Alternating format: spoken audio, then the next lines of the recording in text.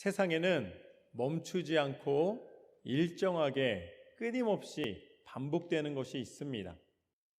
낮과 밤이 그렇습니다. 언제나 찾아옵니다. 우리의 호흡도 그렇습니다. 우리가 일부러 뛰게 하거나 우리가 일부러 호흡하는 것이 아니라 우리도 모르는 사이에 호흡하며 살아갑니다. 봄과 여름과 가을과 겨울을 보아도 늘 언제나 그 시간이 되면 어김없이 찾아옵니다. 이 봄, 여름, 가을, 겨울의 질서는 한 번도 변한 적이 없습니다. 단지 이제 산업화가 되고 세상이 온난화되면서 겨울이 점점 이상기온으로 따뜻해지고 그러다 보니 여름은 맹렬히 뜨거워져서 사막이 더 많아지고 있습니다.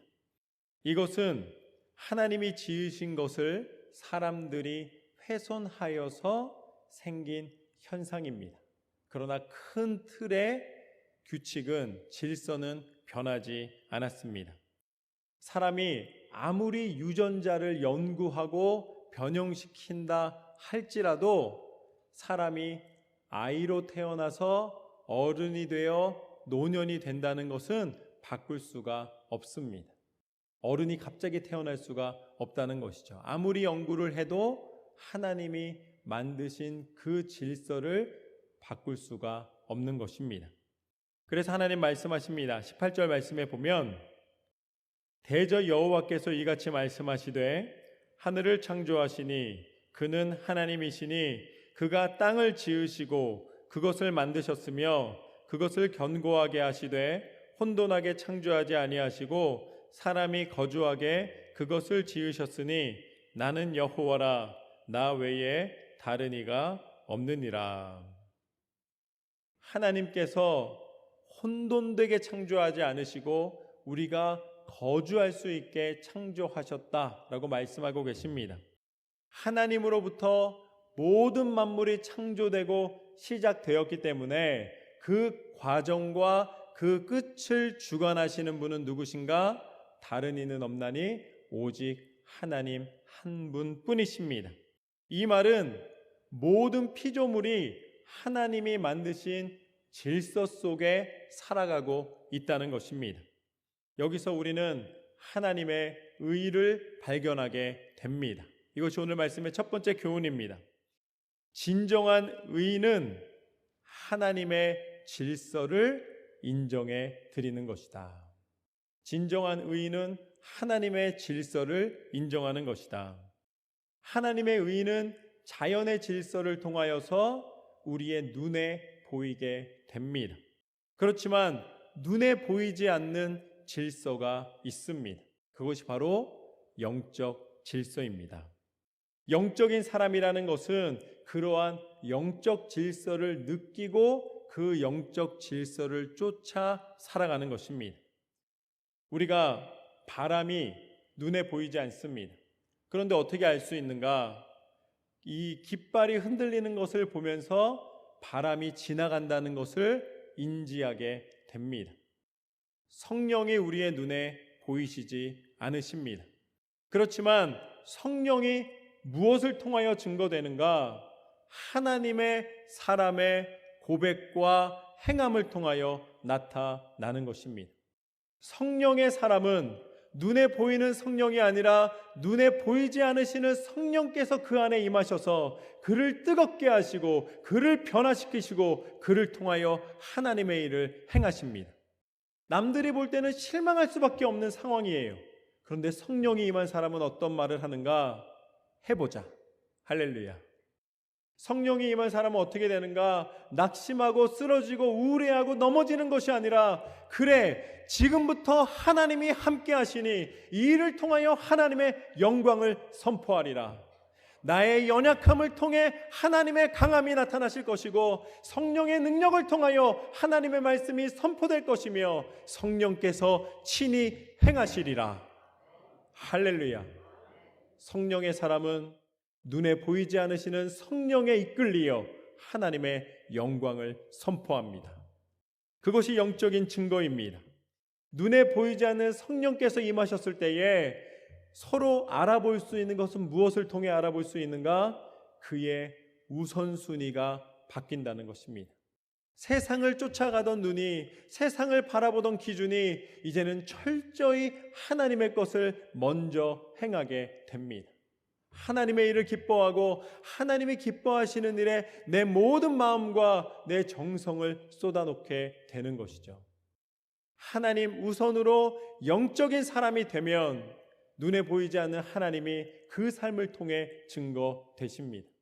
그래서 예배가 먼저입니다. 세상의 희락과 세상의 쾌락이 아니라 하나님의 일을 먼저 관심을 갖게 되는 것이죠. 그를 통해 하나님의 영광은 나타납니다. 그리고 무엇보다도 사람은 안 알아준다 할지라도 하나님은 그 모든 것을 다 알고 계십니다.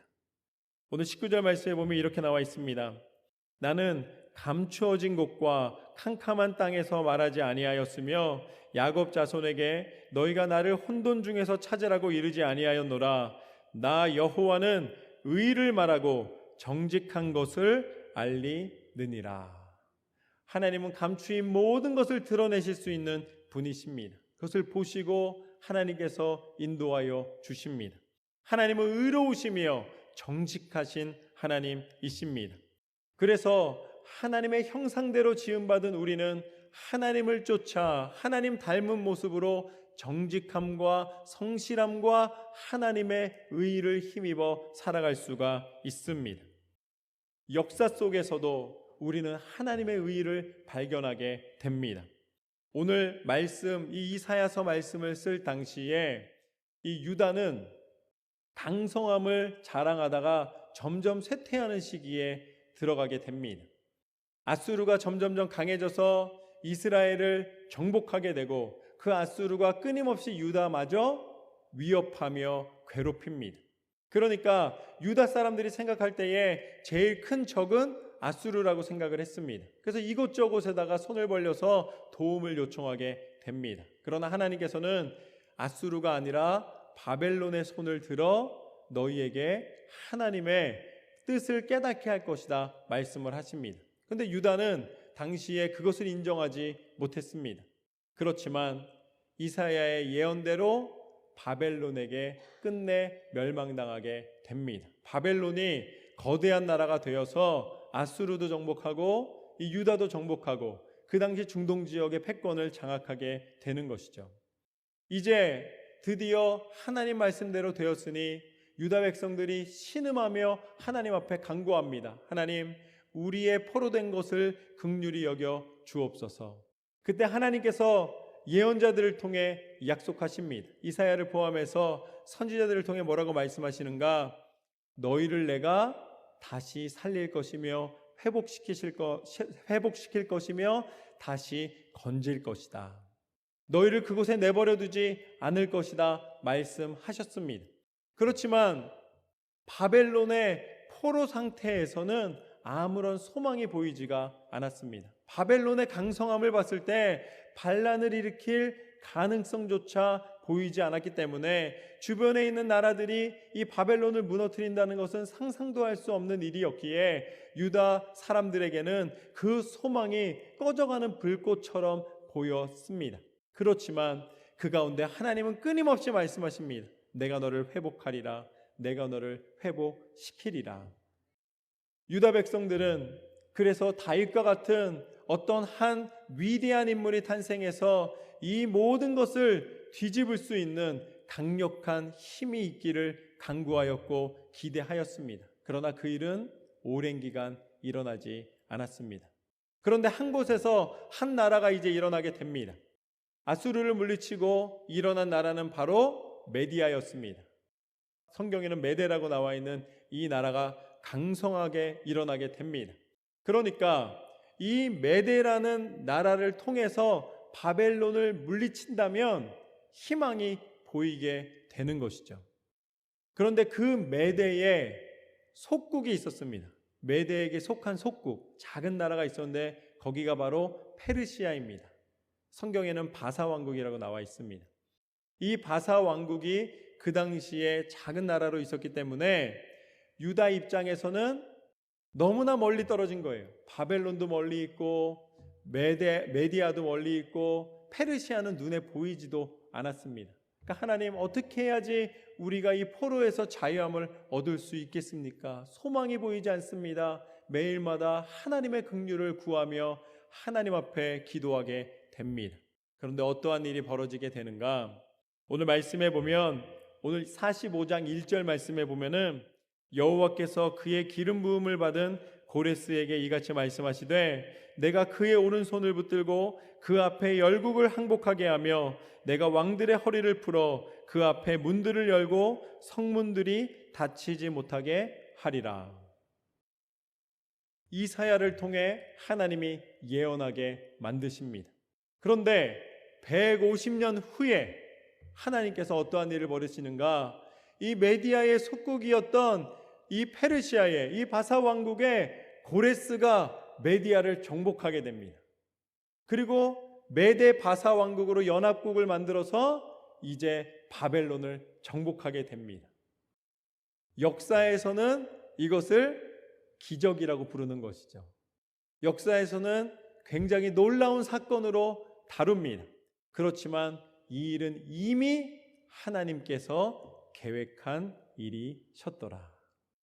유다가 신음하며 하나님 앞에 부르짖고 있을 때에, 그때 유다가 기대하였던 것은 자기들이 강력한 힘을 갖든지 아니면 어떤 한 나라가 일어나서 이 일을 이루기를 원하는데, 그 기대 속에 페르시아는 존재하지 않았습니다. 그러나 하나님은 하나님의 방법으로 하나님의 때에 그들을 일으키셔서 오히려 페르시아가 온 중동 땅을 정복하는 일을 나타내십니다. 그래서 바벨론은 어떠한 정책을 썼는가? 바벨론은 유다를 정복하면서 자신의 힘을 과시하기 위하여서 포로로 끌어갑니다. 그래서 그곳에서 이 포로들을 사용해서 자신들의 나라를 다스리는데 쓰게 됩니다. 그때 다니엘이 나오는 것이죠. 그런데 이 페르시아는 바벨론을 정복하고 유다를 다스리면서 어떠한 정책을 피는가? 바벨론과 반대 정책을 피는 거예요. 왜냐하면 기존의 그 나라의 것을 따르는 것은 자존심 상하는 일이니까 그와 정반대의 정책을 만듭니다. 그게 무엇입니까? 바로 포로 귀환입니다. 이 페르시아가 유다의 디아스포라들을 다시 예루살렘 땅으로 보내줍니다. 유다의 힘으로 그것을 이룬 것이 아니라 하나님의 역사 속에 역사하시는 하나님의 손, 그 하나님의 능력으로 그 모든 일을 이루신 줄로 믿습니다. 때로는 우리가 기대하는 것이 있으나 그 기대와 다른 현실 속에 아파하고 힘겨워할 수 있습니다. 그러나 실망하지 마십시오.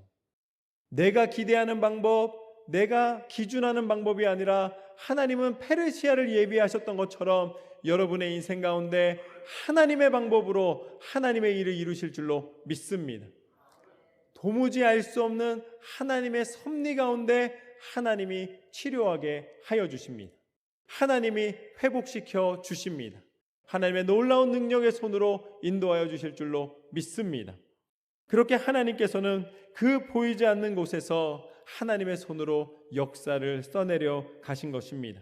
그 질서 안에 우리 그리스도인들에게 하나님이 기대하시는 것은 하나님 먼저의 삶입니다. 전적으로 하나님을 의지하며 나아갈 때에 하나님께서 페르시아를 예비하셨던 것처럼, 그 고레스 왕을 사용하셨던 것처럼 하나님의 방법으로 우리를 도우시고 하나님의 뜻을 이루어 주십니다. 우리의 인생이 하나님 먼저의 삶을 살아가고 있는가? 다시 한번 돌아보고 하나님 앞에 나아가는 저와 여러분의 삶이 되시기를 주님의 이름으로 축원합니다. 20절 말씀을 보면 이렇게 나와 있습니다.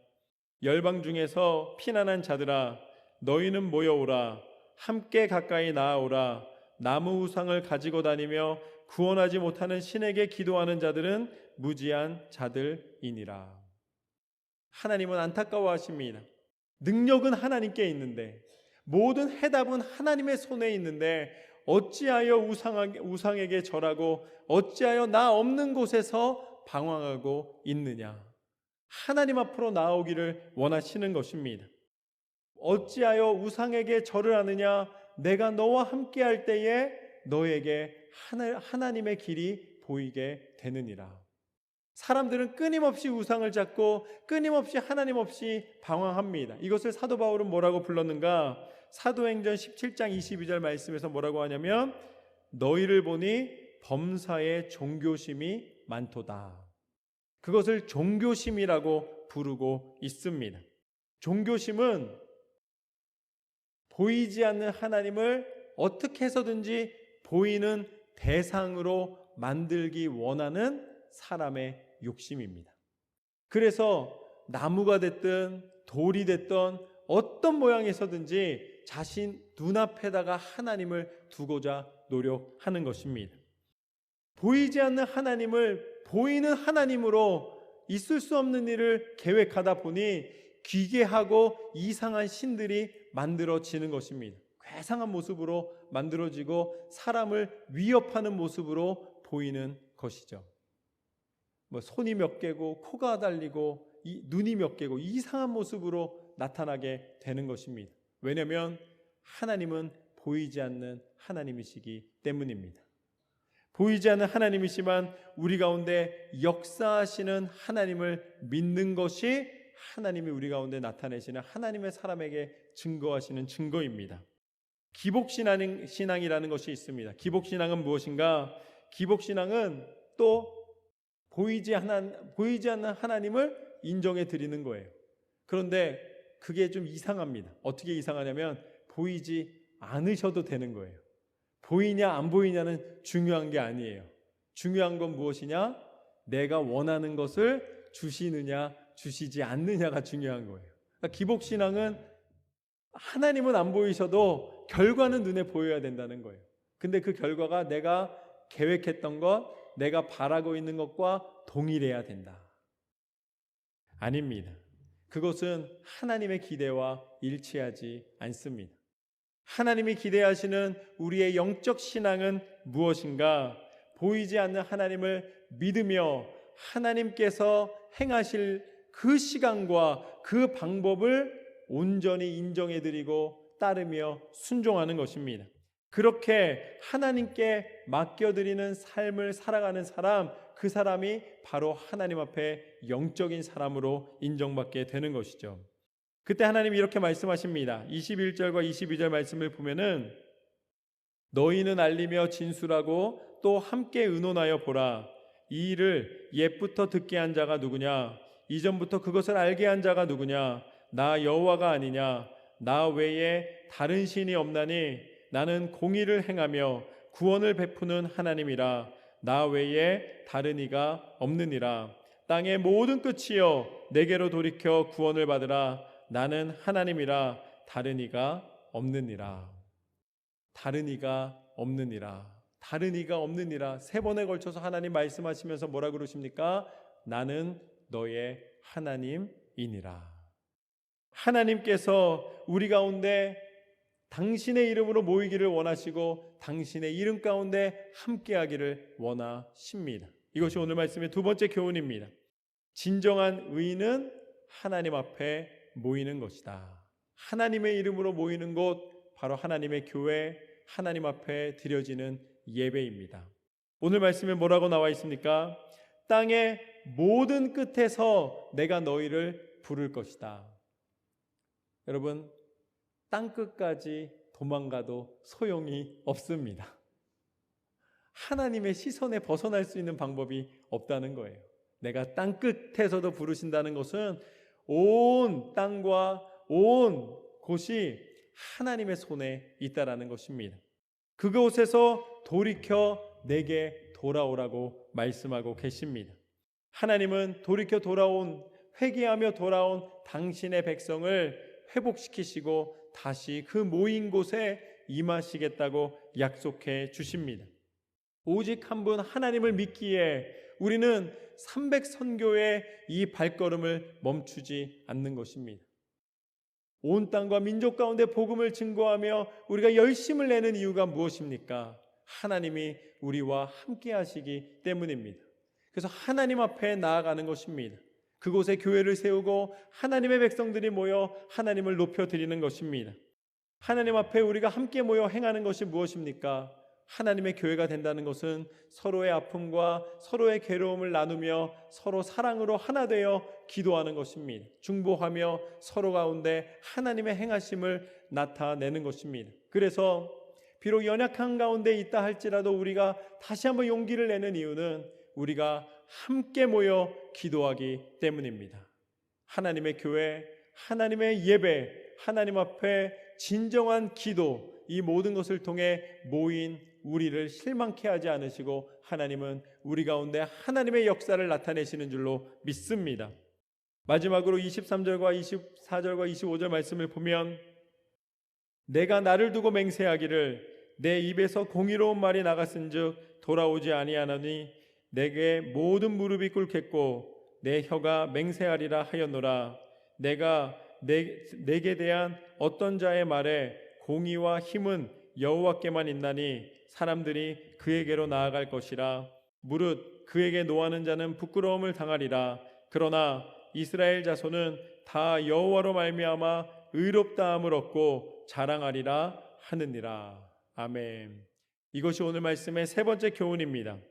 진정한 의는 하나님을 자랑하는 것이다. 하나님을 자랑하는 것이다.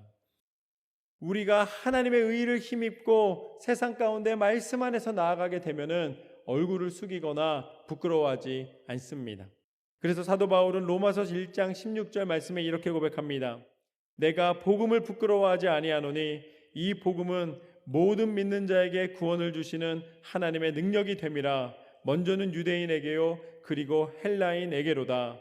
복음에는 하나님의 의가 나타나사 믿음으로 믿음에 이르게 하나니 기록된 바 오직 의인은 믿음으로 말미암아 살리라 함과 같으니라. 우리가 하나님 안에 의를 힘입어 살아가는 사람은 하나님의 복음을 자랑합니다. 그 복음을 부끄러워하지 않고 어디를 가든지 선포합니다. 그래서 그 복음의 능력이 누구를 통해 나타나는가? 선포하는 하나님의 사람을 통해 나타나는 것입니다. 그때 하나님도 하나님의 사람을 자랑스러워 하십니다. 하나님의 사람을 통해 하나님의 일을 행하기를 원하십니다.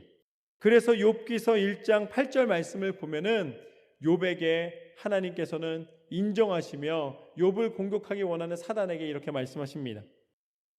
여호와께서 사탄에게 이르시되 내가 내 종 욥을 주의하여 보았느냐? 그와 같이 온전하고 정직하여 하나님을 경외하며 악에서 떠난 자는 세상에 없느니라. 하나님께서 욥을 인정해 주시는 것을 보게 됩니다. 하나님이 욥을 칭찬하시는 것을 보게 됩니다. 그리고 사단 앞에서 욥을 자랑하고 계시는 모습을 보게 됩니다. 사실은 이 하나님이 자랑하시는 바람에 욥이 사단의 시험을 당하는 계기가 된 것도 사실입니다. 그러나 분명한 것은 무엇인가? 우리의 인생에 하나님이 우리를 사랑하시고 하나님이 우리를 붙잡아 주시면 욥이 그 모든 시련을 지나 하나님의 거룩하심을 그 인생 깊은 고백으로 하나님 앞에 드릴 수 있었던 것처럼 우리의 인생이 하나님 안에 있음을 고백하게 하시는 줄로 믿습니다. 하나님은 우리를 자랑하기를 원하십니다. 하나님의 자랑이 되는 삶이 되시기를 주님의 이름으로 축원합니다. 하나님께서 우리를 사랑하시되 하나님을 온전히 바라보며 나아가는 자를 자랑하기를 원하십니다. 그런데 하나님께서는 하나님을 자랑하는 우리의 모습, 복음을 부끄러워하지 않고 하나님의 영광을 선포하는 모습이 쉽지 않다는 것을 알고 계셨습니다. 욥도 괴로워하는 모습을 우리는 보았습니다. 그런 우리를 위하여서 하나님이 친히 우리의 연약함을 담당해 주시고 우리가 우리 스스로가 아니라 하나님을 힘입어 하나님의 의를 힘입고 다시 하나님의 자랑이 되는 삶을 살 수 있도록 길을 만들어 주셨습니다. 그분이 누구신가? 그분이 바로 예수 그리스도이십니다. 예수님을 통해 이 땅 가운데 하나님을 온전히 믿는 삶의 자랑이 무엇인지를 보여주셨습니다. 하나님이 자랑스러워하시는 삶, 하나님을 자랑하는 삶은 세상의 부와 세상의 힘과 세상의 권력과 명예로 증거되는 것이 아님을 예수 그리스도께서 보여주셨습니다. 예수님은 오히려 이 땅 가운데 오셔서 연약한 이들의 친구가 되어주셨고, 하나님을 바라보는 자들, 또 병든 자들에게 하나님의 뜻과 하나님의 나라의 은혜를 선포하여 주셨습니다. 그리고 마침내 십자가에 달려 죽기까지 포기하지 않으시고 순종하시는 그 순종을 통하여 하나님의 의를 세상 가운데 이루신 줄로 믿습니다. 예수 그리스도의 십자가가 우리의 자랑이며, 우리가 그 십자가를 자랑하며 나아갈 때에 하나님이 우리를 자랑스러워 하신다는 사실을 기억하십시오. 그리고 예수 그리스도께서는 십자가의 죽음으로 끝나지 않으시고 다시 부활하시사 하나님을 자랑하며 십자가를 증거하며 살아가는 우리에게 하나님 나라의 자녀되는 권세를 허락하여 주신 줄로 믿습니다. 예수 그리스도의 이름의 권세를 통해 우리를 다시 살리시고 그 안에 하나님의 능력을 허락하여 주셨노라.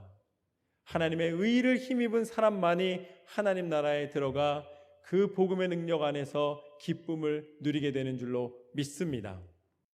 오늘 말씀을 통해 우리는 진정한 의는 무엇인가, 우리가 의로운 삶을 살아간다는 것은 무엇을 통해 가능한가를 함께 나누었습니다. 그 첫 번째는 무엇인가? 진정한 의는 하나님의 질서를 인정해 드리는 것이다. 눈에 보이지 않는 성령의 능력 가운데 붙잡힌 바 되어 내 삶의 우선순위가 하나님 먼저의 삶이 되시기를 주님의 이름으로 축원합니다. 두 번째, 진정한 의는 하나님 앞에 모이는 것이다. 우리가 하나님 앞에 교회를 이루고 하나님 앞에 참된 예배자가 되며 서로를 위하여 중보하며 기도할 때에 하나님께서 우리 가운데 친히 임하여 주시는 줄로 믿습니다. 마지막으로, 진정한 의는 하나님을 자랑하는 것이다. 여러분이 나아가는 곳곳에서 어느 곳에서도 복음을 증거하며 하나님을 자랑하는 삶이 되시기를 주님의 이름으로 축원합니다.